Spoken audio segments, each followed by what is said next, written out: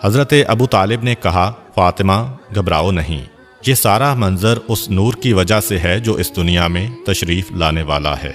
حضرت آمنہ کہتی ہیں کہ ادھر حضرت فاطمہ بنت اسد باہر نکلیں، ادھر ایک سفید پرندہ نظر آنے لگا۔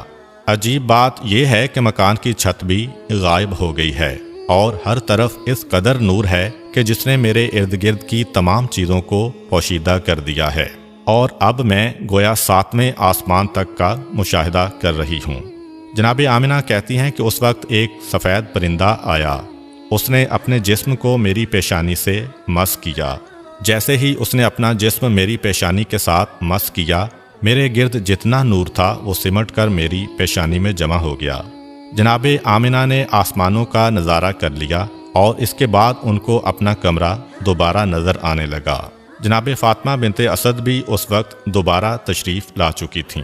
جناب آمنہ کہتی ہیں کہ اس وقت 4 عورتیں میرے پاس آئیں جن کے ہاتھ میں شیشے کے گلاس اور صراحیاں تھیں۔ انہوں نے مجھے سلام کیا اور کہا کہ ہم جنت کی حوریں ہیں اور حکم پروردگار سے آپ کے پاس تشریف لائی ہیں۔ یہ جنت کا شربت ہے، اسے نوش فرما لیں۔ حضرت آمنہ نے وہ شربت پیا تو ایک لمحے کے لیے دنیا سے غافل ہو گئیں، اور جیسے ہی ہوش میں آتی ہیں تو کیا دیکھتی ہیں کہ ان کا بچہ ان کے پاس اس انداز میں سجدے کی حالت میں ہے کہ اس کا بایاں ہاتھ زمین پر ہے اور دایاں ہاتھ آسمان کی طرف بلند ہے۔ اس کی پیشانی خانہ خدا کی جانب ہے، اور جیسے ہی وہ سجدہ سے اٹھا اس کی پیشانی سے ایسا نور ظاہر ہوا کہ میں نے اور میری بہن فاطمہ نے اسی نور کی روشنی میں ایک طرف یمن کے سرخ محل دیکھے تو دوسری جانب بصرہ اور شام کے علاقے کو دیکھا، اور تیسری جانب ایران کے محلات ہماری آنکھوں کے سامنے آ گئے۔ حضرت آمنہ فرماتی ہیں کہ میرے ہاں بچے کی ولادت ہوئی اور مجھے پتہ بھی نہ چلا کہ یہ بچہ کس وقت دنیا میں ظاہر ہوا۔ اس کے بعد مسلسل میرے کانوں میں لوگوں کے سلام کی آوازیں آنے لگیں، السلام علیکہ یا محمد، السلام علیکہ یا احمد۔ میں نے ان 4 حوروں سے پوچھا کہ یہ کون لوگ ہیں جو سلام کر رہے ہیں؟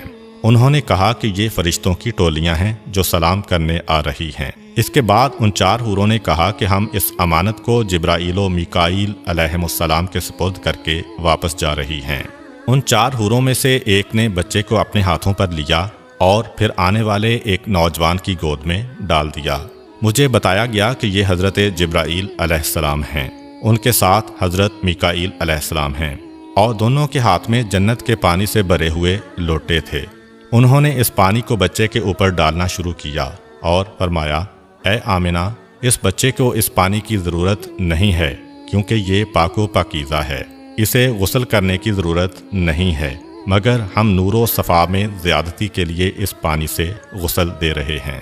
جناب آمنہ کہتی ہیں کہ میں نے دیکھا کہ بچہ ختنہ شدہ ہے، ناف کٹی ہوئی ہے اور پاک و پاکیزہ ہے۔ حضرت جبرائیل و میکائیل علیہم السلام ابھی نہلا کے فارغ ہوئے تھے، اچانک آسمان سے ایک سفید رنگ کا بادل نمودار ہوا اور اس نے اس بچے کو چھپا لیا۔ اس کے بعد میرے کان میں کسی نے کہا کہ اسے لے جاؤ اور دنیا کے پہاڑ اور جنگل دکھاؤ، اور ہر ایک سے کہو کہ یہ تمہارا آقا اور سردار ہے، تمہیں اس کی اطاعت کرنا ہے۔ ایک لمحے بعد وہ بادل جس نے بچے کو پوشیدہ کیا ہوا تھا ہٹا، اور بچہ سبز رنگ کے ایک گہوارے میں لیٹا ہوا نظر آیا۔ مجھے نہیں پتا کہ یہ گہوارہ بھی کہاں سے آیا۔ بچے کے ہاتھ میں 3 چابیاں ہیں، اور کسی نے بآواز بلند کہا، اس میں سے ایک چابی فتح و نصرت کی ہے، دوسری چابی دنیا کے نفعات کی ہے، جو اس کے ساتھ چلے گا وہ نفع حاصل کرے گا، اور جو اس سے منہ موڑے گا وہ نقصان اٹھائے گا، تیسری چابی نبوت کی چابی ہے، پس نبوت کے سلسلے کو اس نے قفل لگا دیا، اس کے بعد کوئی نبی نہیں آئے گا۔ یکا یک میں نے دیکھا کہ ایک دوسرا بادل نیچے آیا اور اس نے پھر اس بچے کو پوشیدہ کر دیا۔ پھر کسی نے میرے کان میں کہا، اسے لے جاؤ اور دنیا میں جتنے چرندے، پرندے، درندے، اولیاء اور نیک انسان ہیں ان سب کو اس کی پہچان کراؤ، اور ان سے کہو کہ یہ تمہارے آقا و سردار ہیں، تمہیں اس کی اطاعت کرنا ہے۔ تھوڑی دیر بعد وہ بادل بھی ہٹ گیا اور میرا بچہ اسی انداز میں گہوارے میں لیٹا ہوا ہے، اور اب اس کے سرہانے 3 آدمی کھڑے ہیں۔ ان میں سے ایک کے ہاتھ میں شیشے کی بنی ہوئی ایک صراحی ہے، دوسرے کے ہاتھ میں موتیوں کا بنا ہوا ایک چوکور تشت ہے، اور تیسرے کے ہاتھ میں ایک سفید رومال ہے۔